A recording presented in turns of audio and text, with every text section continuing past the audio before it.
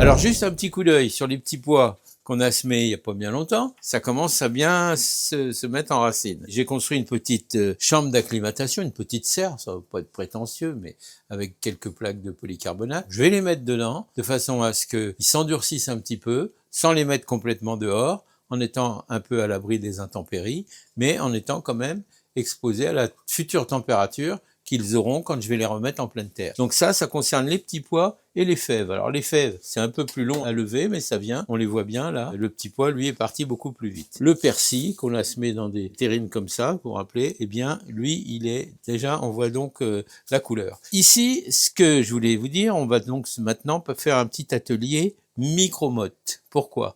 Parce que j'ai un petit appareil comme ça, vous le savez, c'est un appareil dans lequel on doit mettre de la terre dedans, mais pas n'importe quelle terre. Il faut prendre un terreau qui s'y prête bien.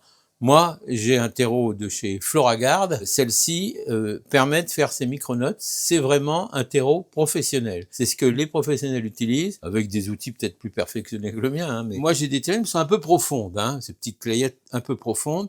Pour éviter ça, je vais les rehausser avec un petit carré de polystyrène que j'ai découpé dans des caisses à poissons. Donc, vous voyez, c'est économique. Je vais mettre encore un peu d'eau, ça va être un peu gadouilleux, mais c'est la solution qu'on a trouvée pour avoir des micro-mottes qui soient... Alors vous voyez, c'est un peu boueux, je sais.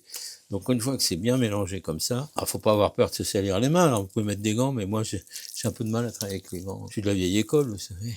Donc je vais remplir mon moule à micro-mottes, là, vous voyez, il est là. Alors là, faut quand même tasser, hein, si on veut que ça se tienne.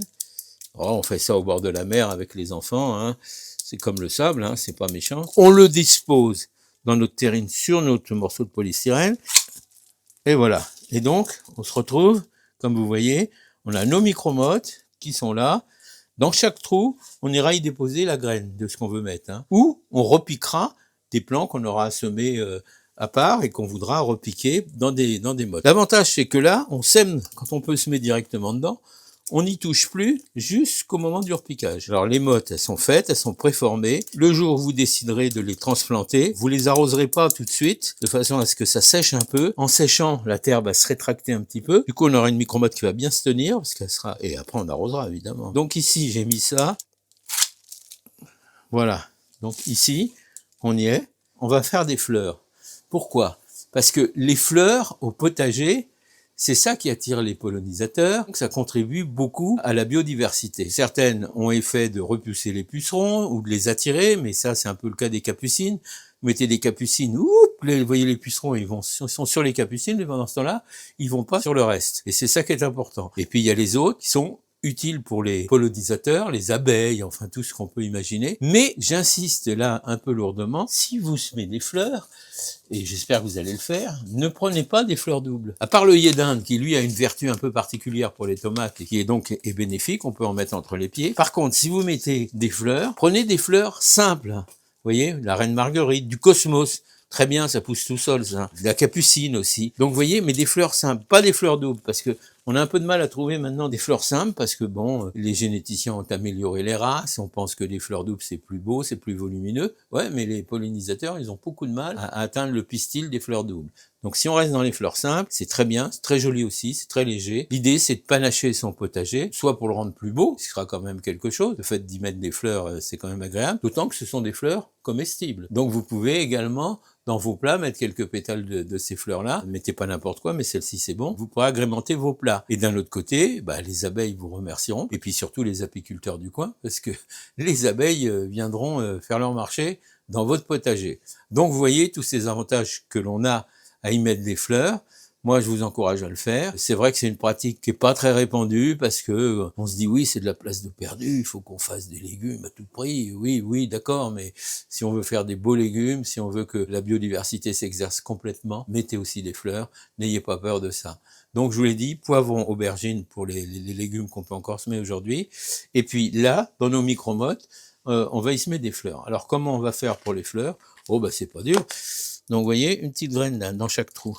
Ça, c'est des capucines. On va répéter l'opération pour les autres fleurs, bien sûr. Là, on va faire une barquette complète de capucines. Mais ça, c'est à répéter avec toutes les fleurs que vous avez. Donc, voilà pour les capucines. Eh bien, on fera la même chose, je vous l'ai dit, pour nos pour nos raies de marguerite et pour nos cosmos. Alors, si vous le faites maintenant, très bien. Ça, sachez que ça peut être semé aussi en pleine terre. Mais là, c'est trop tôt. Là, on le fait au chaud, d'accord. Mais sinon, il faudra attendre sans doute le mois de mars pour commencer à faire des rayons autour des légumes. Mais n'oubliez pas de le faire, c'est important, hein. Si on peut aussi agrémenter son potager, eh ben, il sera moins triste, à mon avis. Et après tout, on est là pour se faire plaisir, non? Vous n'oublierez pas, bien sûr, de remettre un petit peu de terreau par-dessus nos micromottes, hein, pour un petit peu faire en sorte que ça puisse lever dans de bonnes conditions. Mais juste un peu, hein. Faut recouvrir la graine, c'est toujours comme ça, faut la recouvrir, mais pas trop. Donc ici, elles vont se trouver dans de bonnes conditions. Voilà, allez, on est là. Et puis nos petits pois, ils vont donc aller rejoindre leur quartier de fin d'hiver. Quand on sait le temps que mettent les aubergines avant de les récolter, il faut 5 à 6 mois, hein, 5 mois au moins, hein, dans de bonnes conditions. Donc vous voyez, il faut mieux s'y prendre très tôt.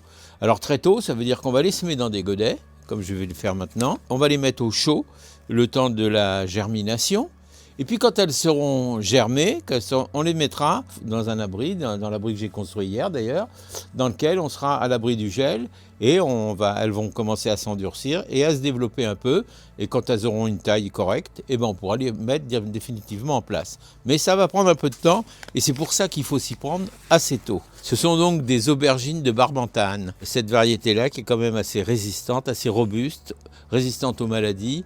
Donc c'est pourquoi je préfère cette variété-là, mais il y en a d'autres, hein, bien entendu. On va prendre une ancienne clayette que vous devez avoir forcément dans votre cave ou ailleurs, ou dans le garage. Et puis on va prendre un peu de terreau, là j'ai du terreau. Je vais remplir ma petite clayette là avec des godets de récupération, bien sûr, toujours de récupération, qu'on va mettre ici.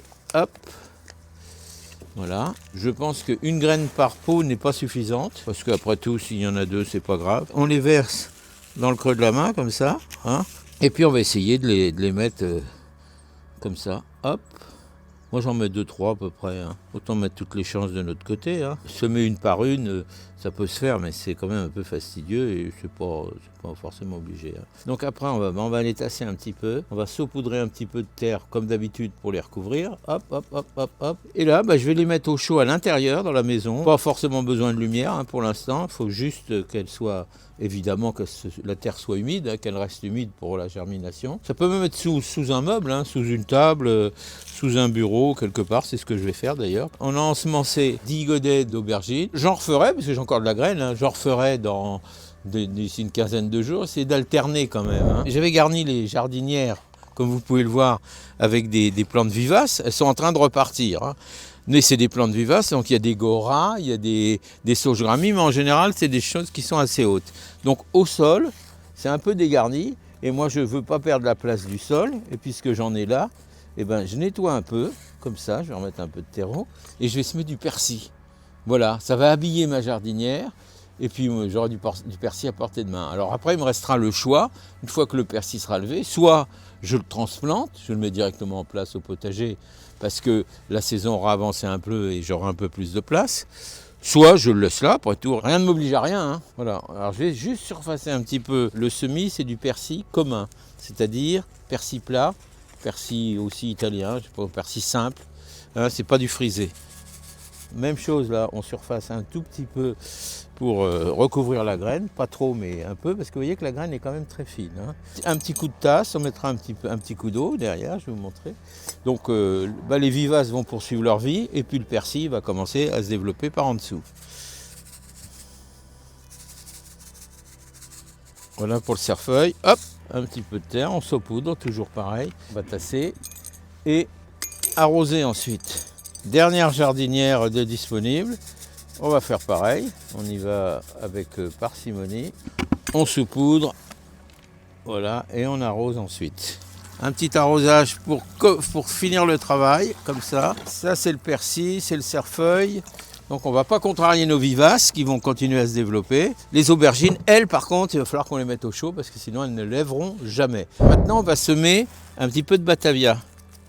J'ai quelques graines aussi, on va essayer de voir un peu. Alors là c'est un peu... Elle est blanche, on la voit bien sur la terre noire, hein. Je ne sais pas le pouvoir germinatif de cette graine, je pense qu'elle n'est pas mauvaise parce que je crois qu'elle est de l'an passé, mais même chose. Donc il suffit de bien tasser comme ça. Et puis voilà, on va la mettre là avec le reste. Hein. Là, c'est des semis de mâche qu'on avait fait, vous voyez. Donc j'avais semé pratiquement graine par graine. Tout n'a pas levé, mais c'est quand même des beaux plants qu'on va pouvoir repiquer directement. J'ai un emplacement pour le faire, donc on ne va pas se gêner, on va le faire. Donc vous voyez, ça vient, mais soyez pas étonnés s'il y a des manques, hein, parce que ça peut arriver. Hein. Surtout à cette saison, forcément, toutes les conditions, surtout que c'est à froid, hein, c'est vraiment ce qu'on appelle du semis à froid, excepté les aubergines qui elles sont déjà à la chaleur. Donc on va couvrir avec une feuille de journal, ça va pas gêner, mais ça va éviter peut-être le dessèchement si jamais ça peut se produire, parce que bon, je sais qu'on attend de la pluie, mais sur un mur comme ça peut se dessécher. Ça va conserver l'humidité et ça va permettre à la... Alors on surveille de temps en temps, hein, quand on voit que ça commence à germer, là on retire tout de suite le journal parce qu'il faut de la lumière. Pour l'instant il n'y a pas besoin de lumière pour démarrer, mais après il y en aura besoin. Donc voilà ce que je voulais vous proposer pour aujourd'hui. J'espère que c'est clair pour vous. Hein. Si jamais ça ne l'était pas suffisamment, posez-moi les questions sur le site, je m'engage à vous y répondre. Et puis en attendant, je vous dis à bientôt mes amis.